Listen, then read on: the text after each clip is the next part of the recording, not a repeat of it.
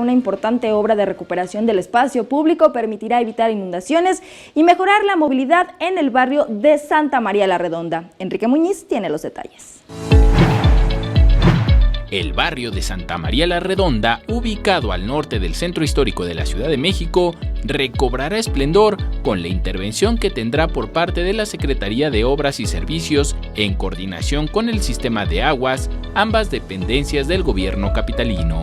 Se trata de la obra más importante que tendrá la alcaldía Cuauhtémoc este año, ya que actualmente existe un rezago de la zona norte con respecto a la zona sur de la alcaldía. Y decía de la relevancia de esta obra porque nos va a permitir conectar el norte de la alcaldía, Santa María la Ribera, Buenavista, Guerrero, Tlatelolco, Peralvillo, Exhipódromo de Peralvillo, Atlampa, San Simón, Maza, Valle Gómez, Felipe Pescador, Morelos, con todo el corredor económico de Reforma que está vinculado a la Colonia Juárez, a la Roma, a la Condesa, al centro histórico.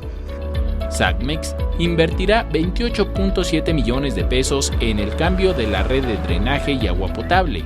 Por la Secretaría de Movilidad se informó que se rehabilitará la Avenida Hidalgo.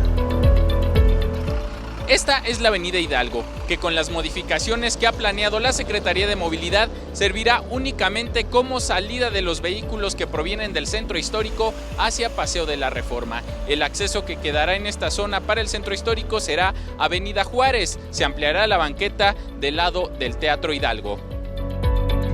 La ampliación de banqueta es para dar prioridad a los peatones que visiten el Museo Franz Mayer o el Teatro Hidalgo. Tendrá 10 metros de ancho y contará con un acotamiento para paso ciclista, mientras que la ruta que es utilizada por el Metrobús continuará como se encuentra actualmente. Con imágenes de Javier Cordero, Enrique Muñiz, 21 Noticias.